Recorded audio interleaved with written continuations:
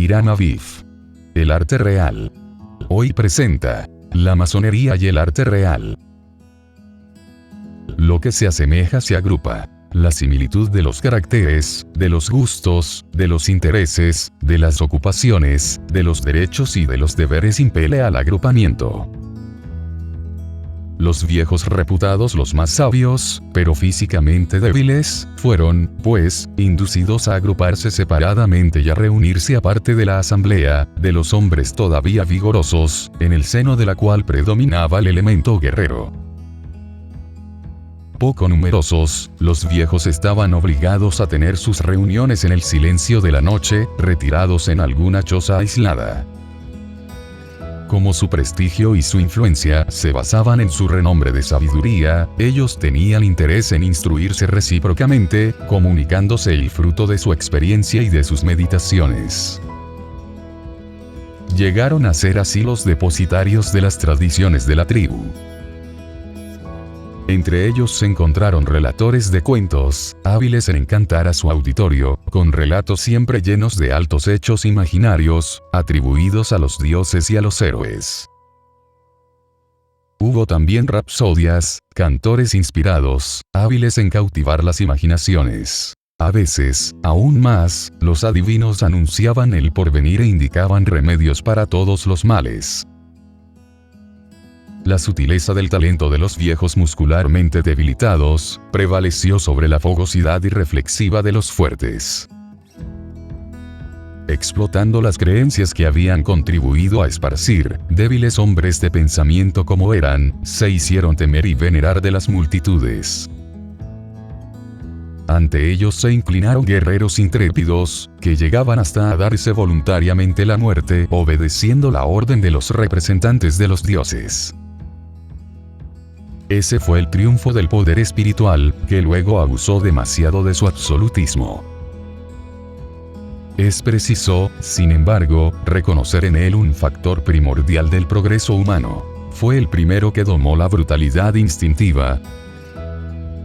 Supo hacer obrar a los fantasmas de la imaginación, para ejercer, gracias a ellos, su influencia sobre la inmensa masa de los espíritus groseros.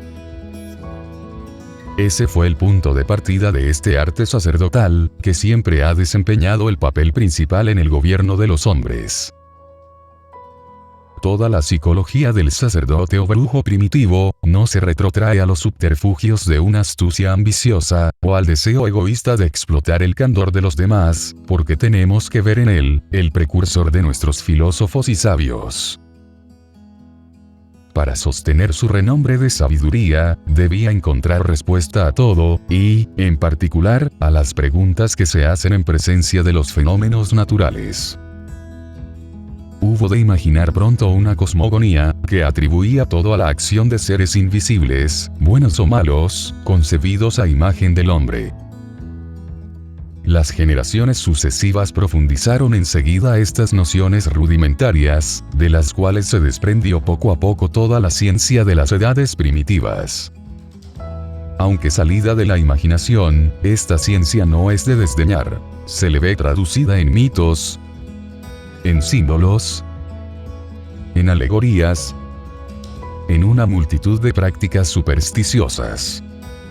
Mientras más absurdas parecen a primera vista, más deben solicitar nuestra atención, transmitidas de siglos en siglos y sin cesar, combatidas por las ortodoxias y el racionalismo, han sobrevivido a pesar de todo.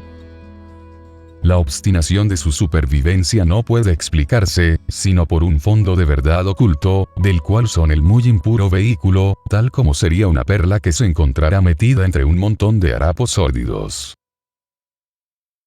Como maestros, nos corresponde descubrir esta perla, sin dejarnos desanimar por lo que la sustrae a la indiscreción profana.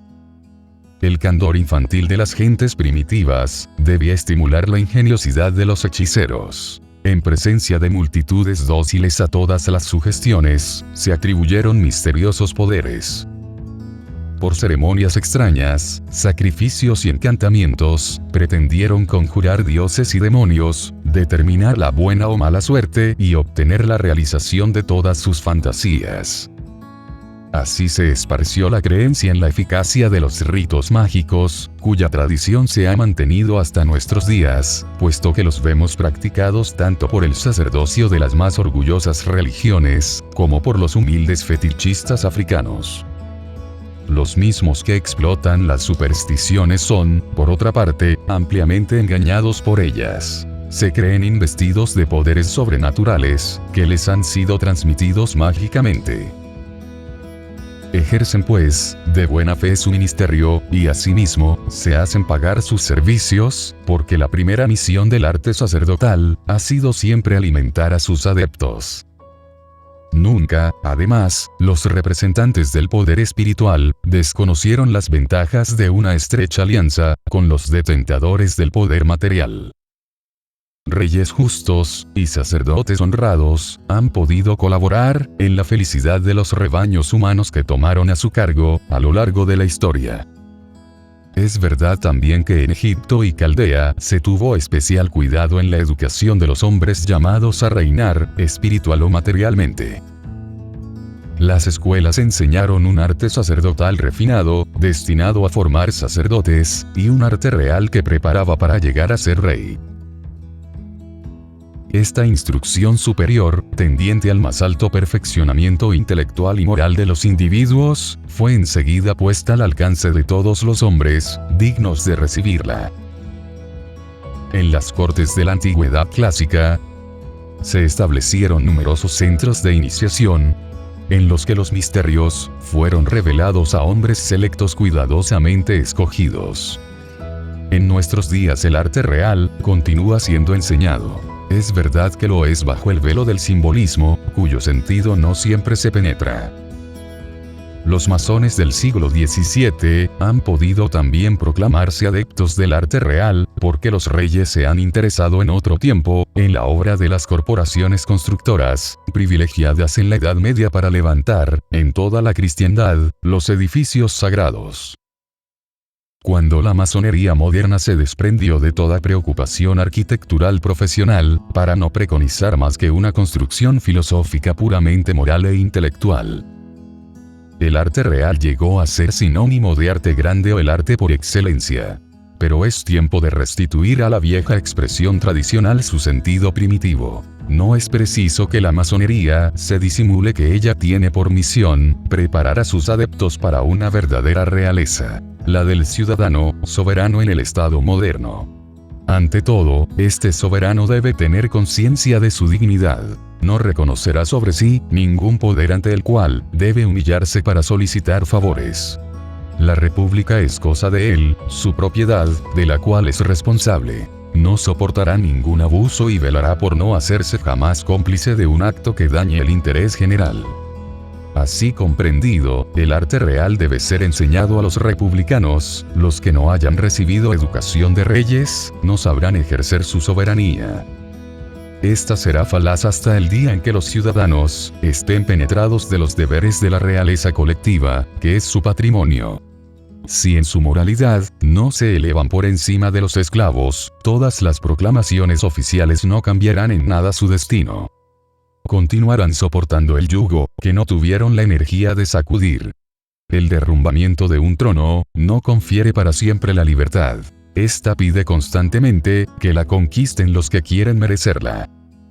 No seremos nunca libres si no sabemos sacrificar continuamente nuestras mezquinas ambiciones al bien general. Bajo cualquier régimen que sea, los sacerdotes y los reyes nos dominarán, mientras no hayamos aprendido a reemplazar por nosotros mismos a sacerdotes y reyes. No es en vano que el iniciado está llamado a llegar a ser su propio rey y su propio sacerdote. Será rey cuando reine sobre sí mismo, cuando lo que hay de más elevado en él se haga obedecer de lo que es inferior. Este se iniciará en los misterios del arte sacerdotal a fin de no ser engañado, ni del representante de Dios, que promete la felicidad en otro mundo, ni del charlatán político, pretendido detentador de la panacea universal, que concluye con todas las miserias sociales. La verdadera maestría libera de todos los engaños, pero no se adquiere sino al precio de esfuerzos sostenidos, dirigidos contra todas nuestras debilidades intelectuales y morales.